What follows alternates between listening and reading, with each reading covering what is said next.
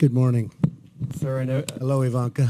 I know you know a few of the people in this room. I do. All the killers from New York. I'm looking at all those competitors, those great talents, great builders. I have to give you a heads up that Ivanka chaired one of the sessions before this. Tough act to follow. Oh, she's tough. Yeah.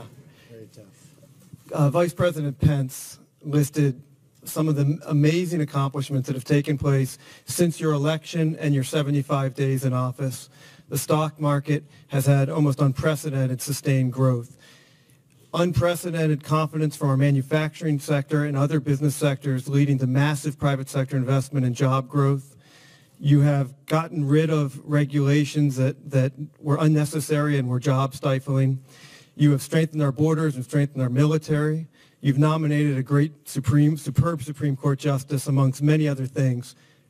How does all that feel? And we're getting unbelievable credit for what we've done, other than the mainstream media, which just gives us no credit whatsoever. Right. But we are getting tremendous credit. And if you look at the real estate industry, the mining industry, the farming industry, if you look at any of the major industries, you see what's going on. In fact, even today I was very happy, as I read this morning early, that our trade deficit with others has gone down very considerably in the last short period of time. It's having a big impact. And as you know, I'm meeting with the president of China on Thursday and Friday in Palm Beach, Florida. And I think we're going to have a very interesting talk. We're have a lot of respect for him. I've spoken to him numerous times. But we have to do better because our deficit with China, as you know, $504 billion. That's a year. That's incredible. That's enough for a lifetime. Even Steve would say that. But that's a year. So we're going to have a great meeting. I'm sure we're going to have a fantastic meeting, and we're going to talk about a lot of things, including, of course, North Korea, a problem, and that's really a humanity problem. So we're going to be talking about that also. You have made it a driving force of this administration to bring in the best minds we can from the private sector, to listen intently to them, and to take decisive action.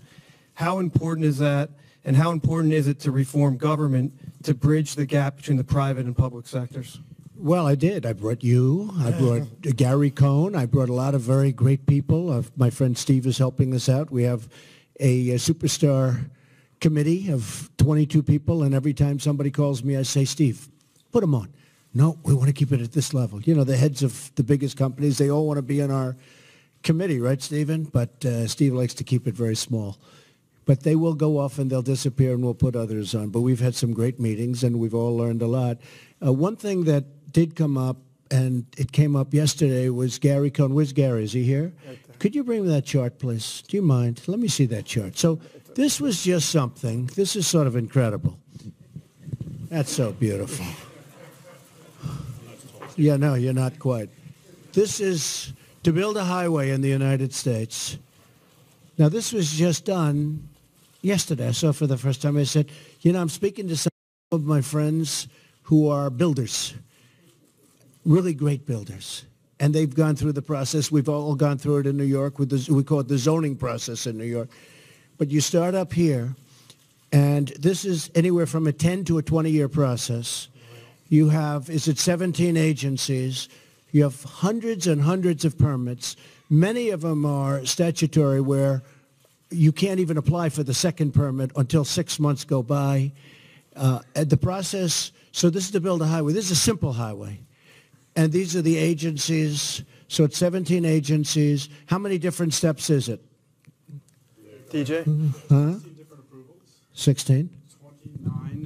29 different statutes, 5 different executive orders that all apply to this process. This is indicative, so this is not a specific project, but this is the type of process that this is a state government would have to go through to permit a highway federally. This is just federal, not state regulations.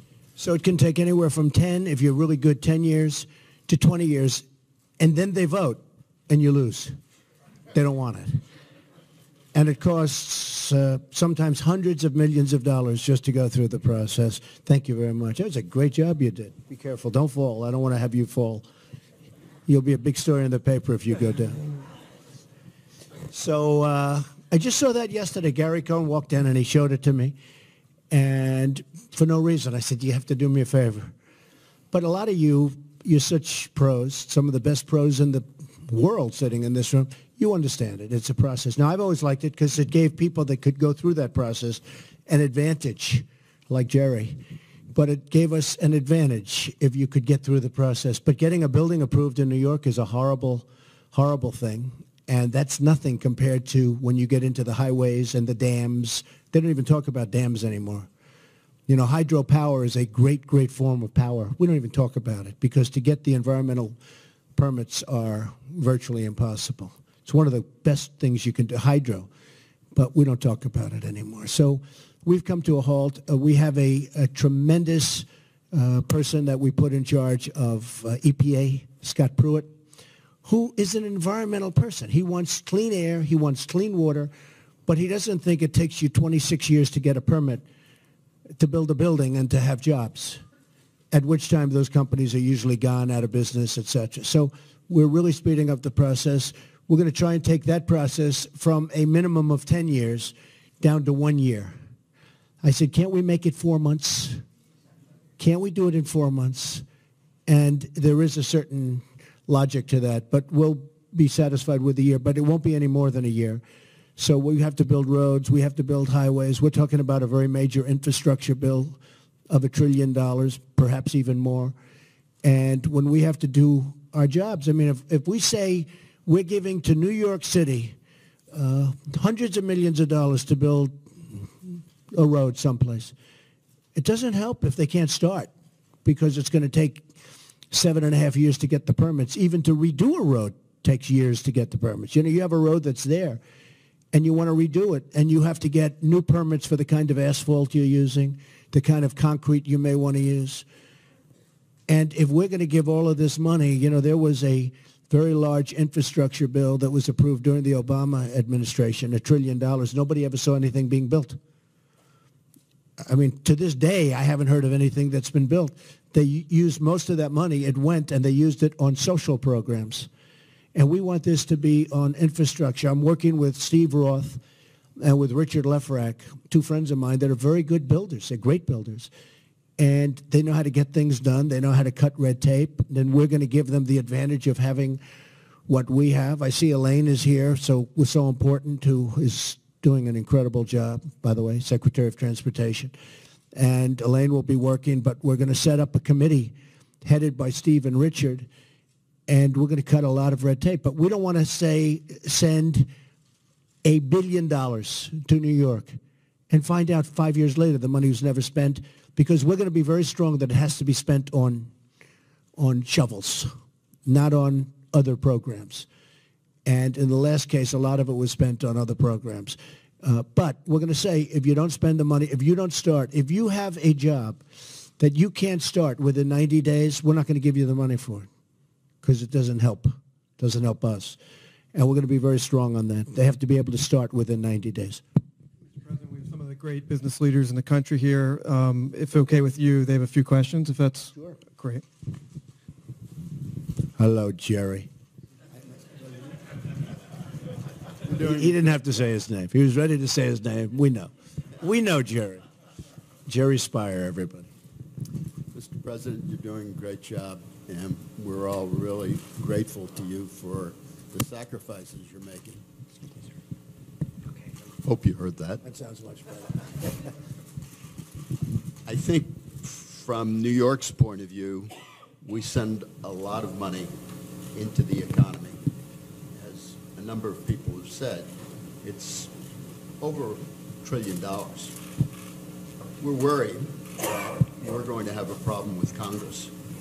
And, With the deductions, right? well, Deduction. That too. But we're worried about various programs that help the city. The city's doing fine right now. Even the Yankees are doing fine. But what we're really concerned about is the future. Do you have any advice for us? Well, look, I love New York. And, you know, in some ways, we're all lucky that I'm from New York, because New York has unique problems. So does Los Angeles, so does Chicago. You know, there are places that have unique problems. One of the problems that you have is debt. and deductibility. That's a big one because a lot of the states that don't have debt or have very little debt, like in the case of Mike Pence, where he did such a good job in Indiana, and it's a AAA rated bond, one of the strongest in the country. And, you know, deductibility is not that big of a deal because they don't have that much to deduct. And over here, you know, in New York, when you look at what's going on with us, we don't know in terms of the municipality and in terms of the state, we don't know if it can even make it if you don't have that. Are people going to buy? So it's a very big problem. And the problem I have is that there are many places throughout the country that are in the exact opposite position. And they consider that a gift to the state and a gift to the people. And we know New York does things that a lot of people don't read about. You know, you look at what the money that they contribute to our economy, to our country. And people don't know about that. They don't maybe want to know about that. So you do have, I call it a tale of two cities. You have different interests. But I am watching over everybody, Jerry. You're in good hands, okay? You're in good hands, believe me. You can tell the people of New York. Even though I didn't win New York State, I should have won New York State, but I didn't. Mr. President, Kathy Engelbert with Deloitte. I want to return to a conversation we just had with Ivanka, Dean, and Wilbur on jobs, the workforce of the future. And so as we think about that and we think about our skill sets, in New York City alone, our public high school graduation rate is at 70%. But the readiness of our students for college and careers is only is assessed at 37%. So as we look at the pace of change, we look at the digital transformation we all see in business in the marketplace, and we look at the skills that this disconnect between what employers need and what our students coming into our workforces are prepared to deliver. It would be great to get your thoughts on the priorities of the administration around education, around, again, what I like to call not the future of work, but the work of the future, because the future of work sounds a little ominous, but the work of the future actually sounds pretty visionary. Right. So if you could give us those priorities and how readiness Okay, so before you sit, so you're giving me numbers from New York. You're a proud New Yorker, but you're giving me numbers. Why is it doing so badly? Tell me. Why are the numbers so horrific in terms of education and what happens when somebody goes through school and then they can't read after they graduate from high school and they can barely read? So what's the answer? Yeah, so first I would say that as we look at New York's made enormous progress in a decade. By the way, that 70% was 50%, so a 40% increase. So we're making enormous progress in making an impact. See how quickly she's changing? See that, Billy? Making enormous progress, but we're not done. We have a lot of work to do. And I think we talked earlier about public-private partnerships, apprenticeship models, which we have a beautiful apprenticeship model that works and brings them our next generation of leaders. So I do think there's a lot we can do through relooking at funding programs. We talked earlier about consolidating the many programs that are out there. We're all trying to make our individual impact, and we can make a huge impact together. Sure. And I know you work very hard on it, and you have made progress. Charter schools are another thing that people are talking about a lot. And some of the charter schools in New York have been amazing. They've done incredibly well. People can't get in. I mean, you can't get in. It's been, I don't call it an experiment anymore. It's far beyond an experiment. If you look at so many elements of education, and it's so sad to see what's happening in the country. Even the numbers, as good, you'd say we're doing better, but the numbers in New York, the numbers in Chicago are very rough. The numbers in Los Angeles, the cities, it's a very rough situation. Common Core, I mean, we have to bring education more local. We can't be managing education from Washington. When I go out to Iowa, when I go out to the different states and I talk, they want to run their school programs locally, and they'll do a much better job than somebody. And look, these are some very good people in Washington, but you also have bureaucrats that make a lot of money and don't really care that much about what they're doing or about the community that they have never seen and they'll never meet and they never will see. And I like the fact of getting rid of Common Core. You know, Common Core to me is we have to end it. We have to bring education local. To me, I've always said it. I've been saying it during the campaign, and we're doing it. Betsy DeVos she's doing a terrific job, highly respected, tremendous track record. But she's got one of the toughest jobs of any of our secretaries. To me, she's got one of the toughest jobs. There's some pretty tough jobs out there, but she's got one of the toughest jobs. We're going to spend a lot of money and a lot of expertise. We're going to have great talent having to do with education, because there's nothing more important than education. And we've got to get those numbers in New York better. And I think they will be better. And a lot of people, a lot of the greatest people I know in New York, they're totally in love, including Ivanka and Jared. They're so much involved, and it's so important to them, the word education. And it's happening, and I see it happening in New York very much, but it's happening elsewhere too. I think we're going to have a great 4 years. Mr. President, I know you have prior to running again. a pressing issue to deal with.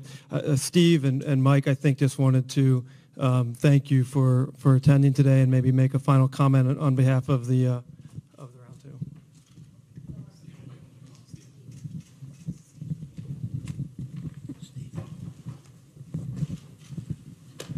Well, thanks a lot for being here, and thanks for everybody for being here. It's been a really interesting day, and you've had everybody of importance at the event. I think it's terrific in terms of the stuff you're trying to do to modernize the government, educate, and so forth. And I think we have to keep a focus on that, because the outside world doesn't always get the message that that's really what's going on, because you're doing profound things. You're taking on enormous embedded issues. And I think with a kind of effort that can be marshaled, you can do amazing things. And that's on behalf of Mike Corbett and myself, who chair the partnership. It's sort of a trust, gets rotated from person to person every 2 years. I want to wish you really good luck with the Chinese.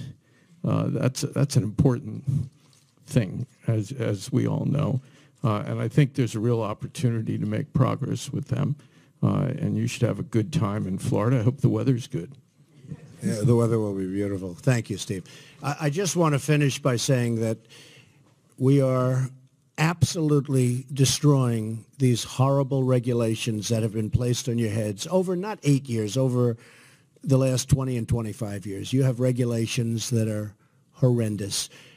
Dodd-Frank is an example of what we're working on, and we're working on it right now. We're going to be coming out with some very strong, not far beyond recommendations. We're going to be doing things that are going to be very good for the banking industry so that the banks can loan money to people that need it.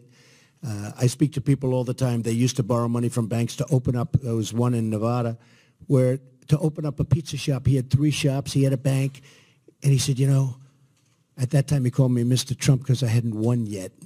But he said, Mr. Trump, I can't open up anything. I can't do anything. The banks don't even, I had a bank for 20 years. Now they don't even take my phone call, and I was always a very good customer. So I haven't been able to do what I do. They can't do it. I mean, the banks got so restricted. And I've always said, and some people get insulted, but, you know, it's not necessarily the man that's making a lot of money that's running the bank. You look at the folks from government that are running all over the banks, they're running the banks. And the people that are really, you know, the head people, they're petrified of the regulators. They're petrified. They can't move. The regulators are running the banks. So we're going to do a very major haircut on Dodd-Frank. We want strong restrictions. We want strong regulation, but not regulation that makes it impossible for the banks to loan to people that are going to create jobs. But we're doing, that's just one example. We're doing so many cuts on regulations, and we have a book on regulations, and if you add them all up, it goes up to the ceiling 3 times over. It's just one after another after another. It's just like that chart. I thought that chart was so descriptive. And every industry is just like that chart. And that's to build a simple roadway or highway. That's what you have to go through. And we're going to be able to get rid of 95% of that and still have the same kind of protection. And we want safety, and we want environmental protection. I mean, I've won awards on environmental protection. I'm a big believer, believe it or not. But we want that kind of protection.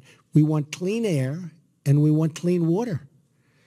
But we shouldn't have to get the approvals from 16 different agencies for almost the same thing. So we have a country with tremendous potential. We have the greatest people on earth, but we have to use that